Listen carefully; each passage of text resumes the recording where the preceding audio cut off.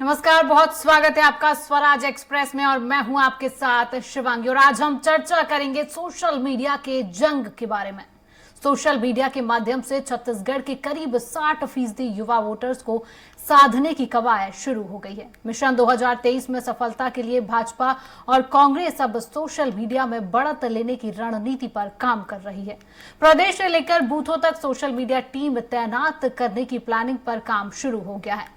भाजपा जहां 2200 पदाधिकारियों और 21,000 वॉलंटियर्स की तैनाती करने जा रही है, वहीं कांग्रेस की रणनीति चुनाव से पहले तक सभी 24,000 बूथों में डिजिटल वॉरियर्स तैनात करने की है। देखिए ये हमारी रिपोर्ट।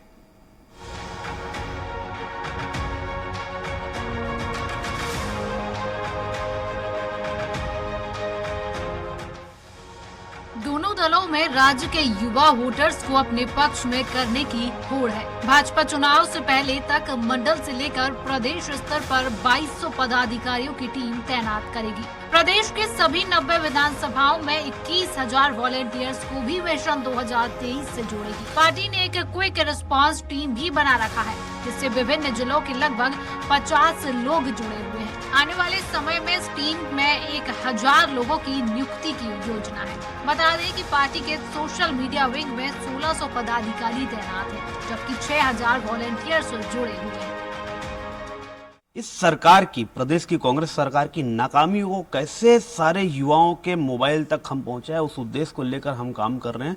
प्रदेश में लगभग हमारे 22,000 बूथ हैं। सभी बूथों में तो लगभग हमारा व्हाट्सएप का ग्रुप भी बन चुका है। वहां पर रहने वाले युवा हैं, महिला हैं, उनके भी सोशल मीडिया के सारे अकाउंट्स बन गए हैं। दूसरी तरफ कांग्रेस आईटी सेल चुनाव तक 24,000 बूथों में डिजिटल वॉरियर्स तैनात करेगी। वर्तमान में प्रदेश में 500 से अधिक पदाधिकारी लोकसभा, विधानसभा और जिला में नियुक्त हैं। वॉर रूम को पार्टी कार्यालय से अलग किसी स्थान पर बनाया गया है, जिसमें प्रोफेशनल्स को हायर किया गया है। कांग्रेस आईटी सेल सभी सोशल मीडिया प्लेटफॉर्म पर हर दिन 50 से अधिक पोस्ट हो रहा है। भारतीय जनता पार्टी लगातार झूठ फैलाती है और उसी के दम पर चुनाव लड़ती है, तो इस कारण एक फेक न्यूज मॉनिटरिंग सेल भी बनाया गया है। वो भी लगातार नजर रखे हुई है झूठी जो खबरें हैं उसके ऊपर, और लगातार इस प्रकार से जो सोशल मीडिया है छत्तीसगढ़ कांग्रेस कमेटी का, वो लगातार बहुत अच्छे से काम कर रहा है। कांग्रेस सोशल वॉरियर्स का नाम, राज्य सरकार की योजनाओं का फोटो वीडियो करेंगे पोस्ट, कांग्रेस सरकार के कामकाज से संबंधित पोस्ट, केंद्र सरकार की विफलताओं से संबंधित पोस्ट, बीजेपी के 15 साल के भ्रष्टाचार और कमियों पर पोस्ट, भाजपा सोशल वॉरियर्स का काम, राज्य सरकार की विफलताओं से संबंधित पोस्ट, महिला सुरक्षा जैसे मुद्दों को आंकड़े के साथ उठाएगी बीजेपी, भाजपा के 15 साल के कामकाज से संबंधित पोस्ट, केंद्र की योजनाओं से मिल रहे लाभ से संबंधित पोस्ट, राज्य सरकार की नाकामियों के पोस्ट। साल 2023 का विधानसभा चुनाव युवाओं को फोकस कर लड़ा जाएगा। कांग्रेस, भाजपा सहित सभी दलों के लिए युवा वोटर्स केंद्र बिंदु में होंगे। युवा वोटर्स को सोशल मीडिया प्लेटफॉर्म पर रिझाने के लिए राजनीतिक दलों की मशक्कत शुरू हो गई है। अब देखना होगा कि कौन सी पार्टी सोशल मीडिया के माध्यम से ज्यादा युवाओं तक अपनी पैठ बना पाती है। रायपुर से स्वराज एक्सप्रेस के लिए दिलीप साहू की रिपोर्ट। तो आज इसी विषय पर हम चर्चा करेंगे, जिसमें हमारे साथ राजधानी रायपुर से दिलीप साहू लाइव जुड़ चुके हैं। तो दिलीप, क्या लगता है मिशन 2023 को लेकर जो बीजेपी और कांग्रेस पार्टी 2023 को लेकर सोशल मीडिया वॉर खेलने जा रही है, ये कितना अच्छा साबित हो सकता है?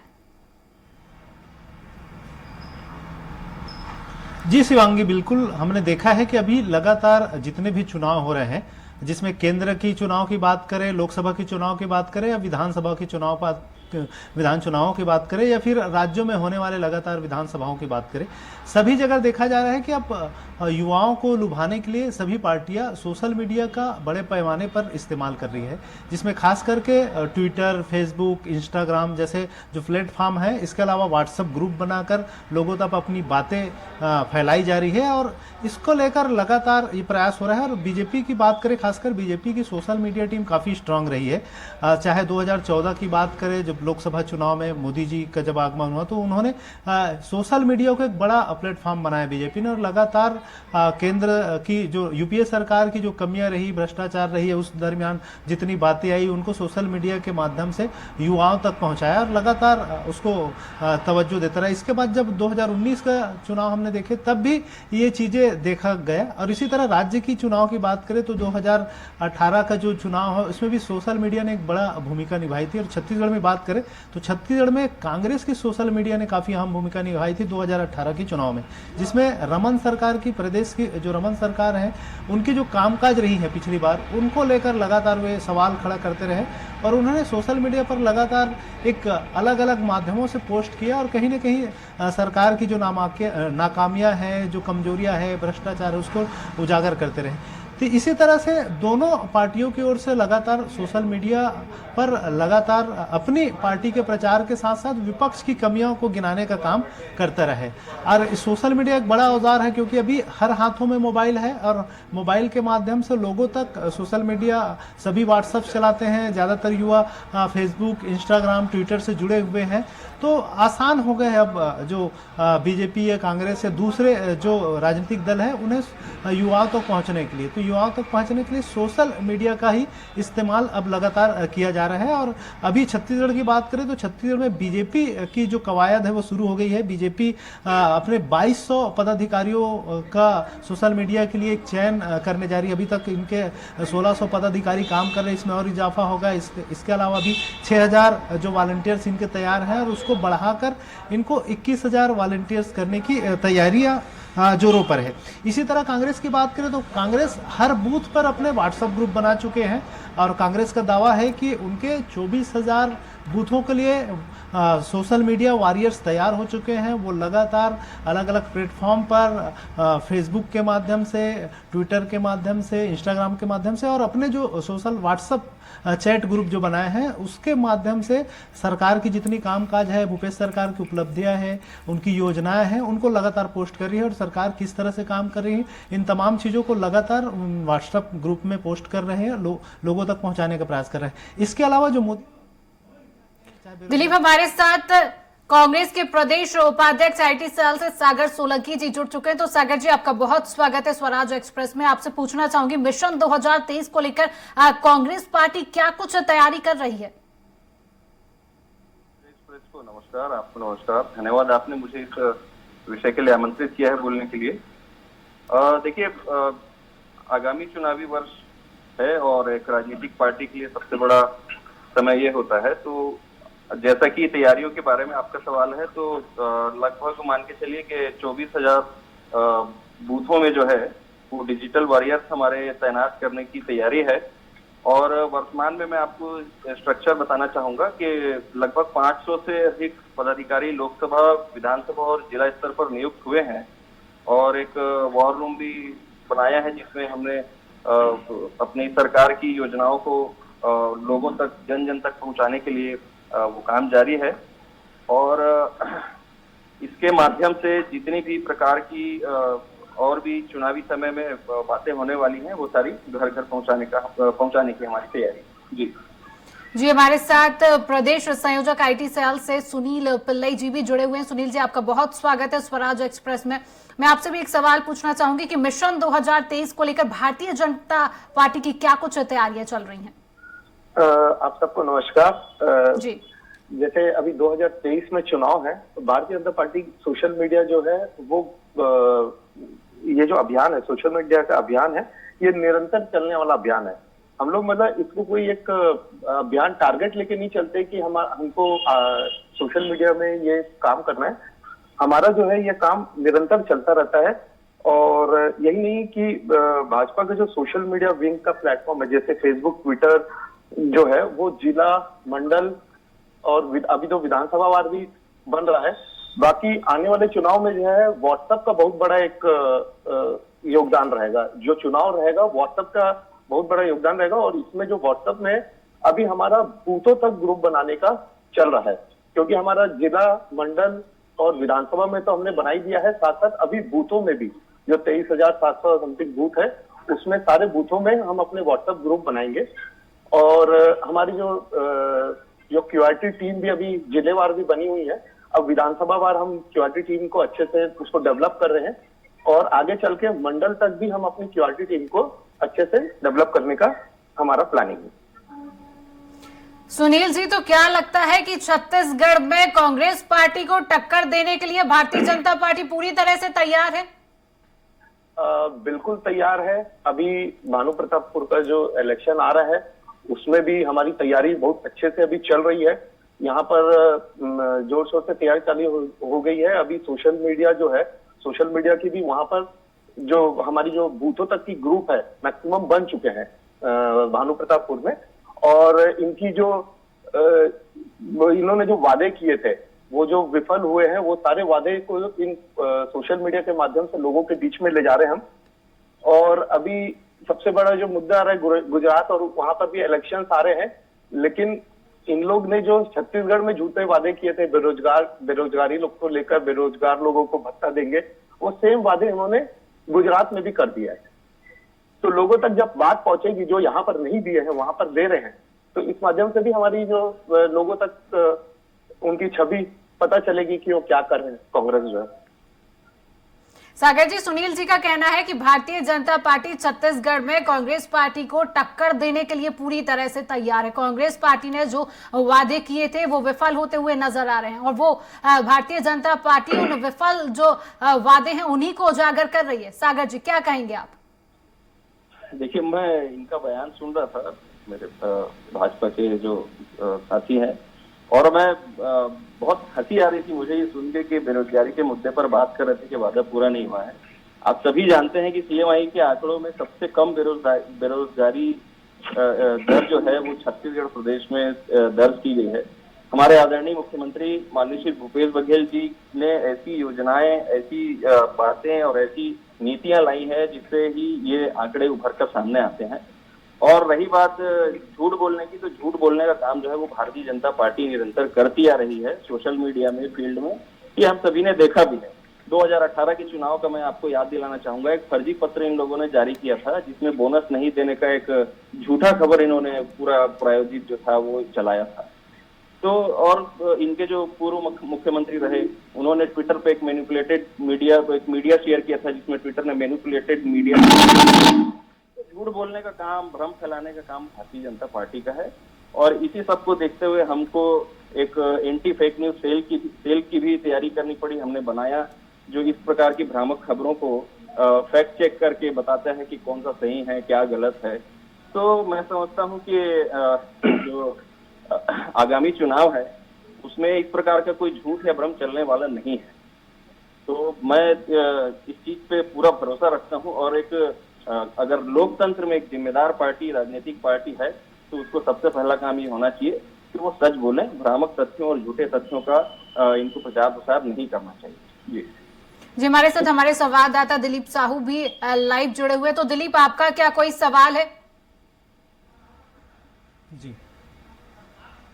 जी बिल्कुल। जिस तरह से मेरा सवाल सुनील पिल्लई जी से है, बीजेपी आईटी सेल के जो उपाध्यक्ष हैं, संयोजक हैं। सुनील जी, जिस तरह से सागर सोलंकी आरोप लगा रहे हैं कि आप लोग फेक न्यूज बहुत फैलाते हैं, तो इसलिए फेक न्यूज को पकड़ने के लिए उनको एक अलग से सेल का गठन करना पड़ा, तो इसको लेकर क्या कहना है आपका? हमारा ऐसा कोई न्यूज नहीं रहता है जो फेक रहता है। इन्होंने अपने घोषणा पत्र में जो लिखा था, हाथ में गंगा जल लेके जो कसम खाई थी नशा मुक्त शराबबंदी करेंगे, युवाओं को इतना भत्ता देंगे, वो देंगे, ये कहाँ पूरा हो रहा है? कर्ज माफी और इनका घोषणा पत्र, ये जब घोषणा पत्र जारी कर दिए, अभी भी सोशल मीडिया में सारे घोषणा पत्र जो है आप देख लेंगे, इनके आधे भी घोषणा पत्र में जो लिखे आधे भी इन्होंने पूरा नहीं किया। भ्रामक जानकारी आप, वो सिर्फ पेपर में ही, इनका पेपर वर्क ही चल रहा है, धरातल में तो हमारे को कुछ दिखाई नहीं दे रहा है। धरातल पर सारी योजनाएं हैं भाई साहब। मेरा निवेदन है कि कृपया आप जाके एक बार चेक करें, धरातल पर ही है सारी योजनाएं। मैं सम्मान धरातल पर रहता है तो दिखता है, चाह रहा हूँ, लेकिन हमको दिख नहीं रहा है जी। धरातल पर रहता तो दिखता, नहीं दिख रहा है। अभी हमने युवा आंदोलन किया, महिला आंदोलन किया, उसमें हमारी बहुत अच्छी वो रही था, व्यवस्था रही। बहुत महिलाओं ने बेरोजगारी बढ़ी है, तो CMI के आंकड़े आप देख लीजिए, अब वो आंकड़े भी झूठे हैं। ये सब जो है आपने प्राइवेट उससे करवाया था और अपना इसके पहले तो आंकड़े जारी हुए ऐड के लिए करवाया था, वो सरकारी आंकड़े नहीं, उन्हीं आंकड़ों को आप भी शेयर करते थे।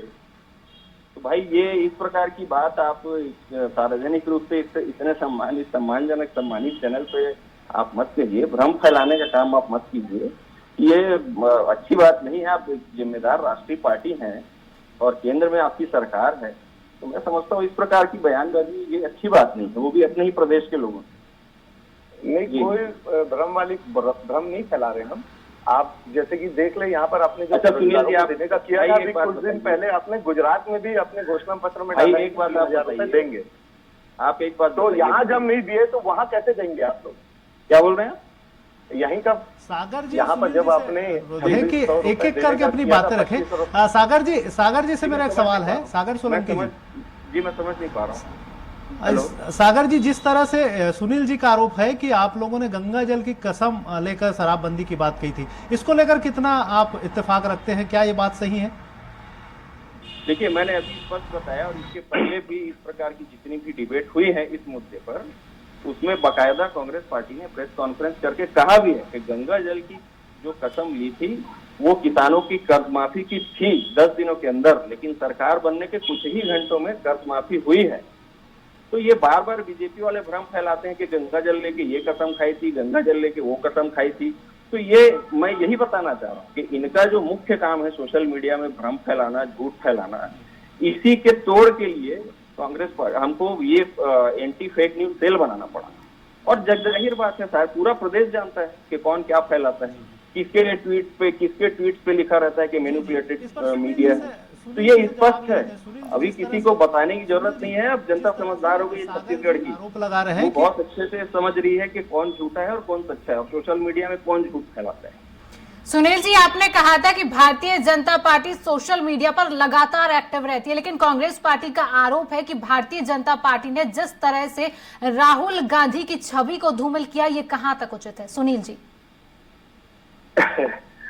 उनके बारे में अगर आप किसी से भी पूछेंगे तो वो आपको लोगों के बीच में पता चल जाएगा उनकी जो छवि क्या है।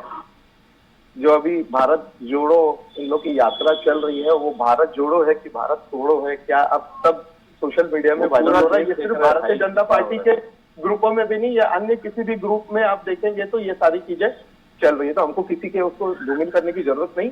हम अपने जो केंद्र की अभी सरकार की योजनाएं हैं और जो पुराने 15 साल में हमने जो अच्छे काम किए हैं वो हम अपने सोशल मीडिया के माध्यम से लोगों को दिखाते हैं। हर साल 2 करोड़ हमको किसी के बारे में गलत प्रचार करने की जरूरत नहीं है।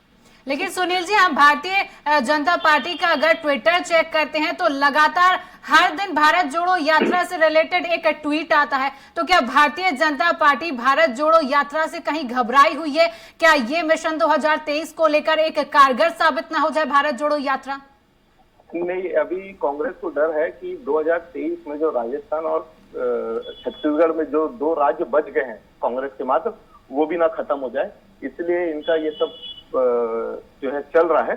और 2023 में जरूर दोनों राज्यों से भी कांग्रेस खत्म हो जाएगी। मतलब केंद्र में तो अभी कांग्रेस के सरकार नहीं है, अब किसी भी राज्य में भी जो है कांग्रेस की सरकार नहीं रहेगी।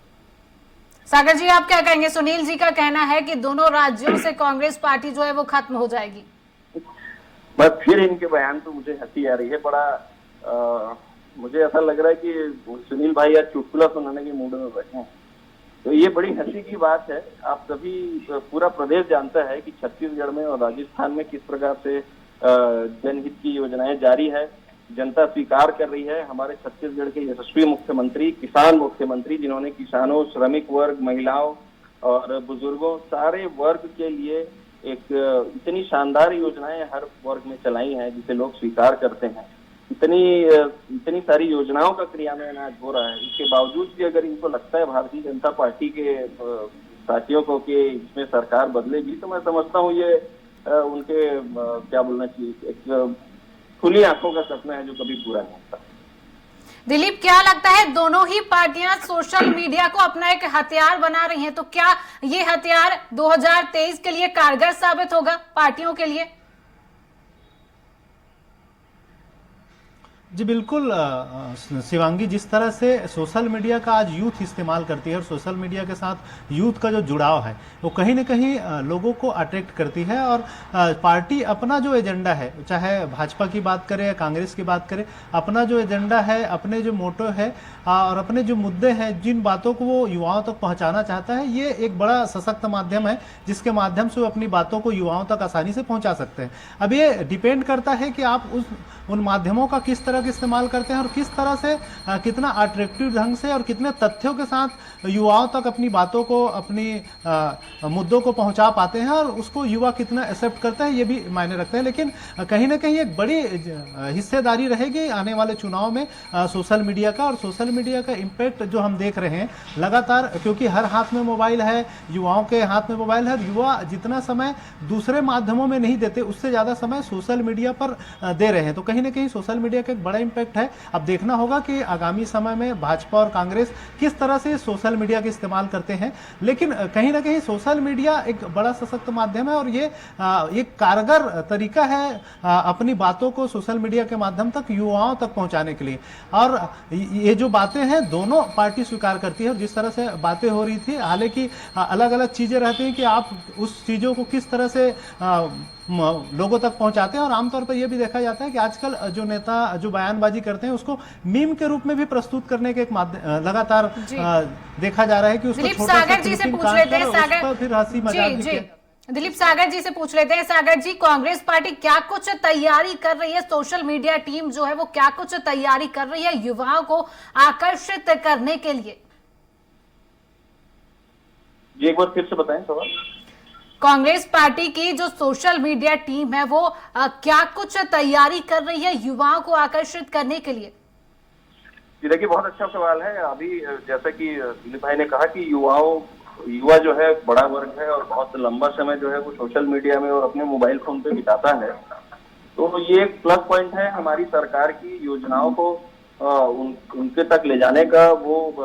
उनको इस चीज की जानकारी होनी चाहिए कि उनकी राज्य सरकार उनके लिए क्या कर रही है, प्रदेश के लिए क्या कर रही है।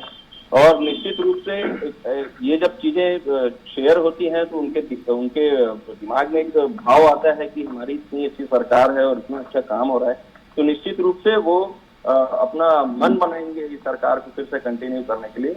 और युवाओं को विशेष ध्यान में रख के हमारी आगे की स्ट्रेटेजी भी बन रही है जो बहुत जल्दी इम्प्लीमेंट भी हो जाएगी। सुनील जी से एक सवाल ले लेते हैं। सुनील जी, अगर आंकड़ों की बात करें तो 2014 के चुनाव के बाद से सोशल मीडिया पर सबसे एक्टिव रहने वाली पार्टी भारतीय जनता पार्टी है। तो क्या लगता है कि इतनी सोशल मीडिया पर एक्टिव रहने वाली पार्टी मिशन 2023 के लिए कारगर साबित हो सकती है? सुनील जी।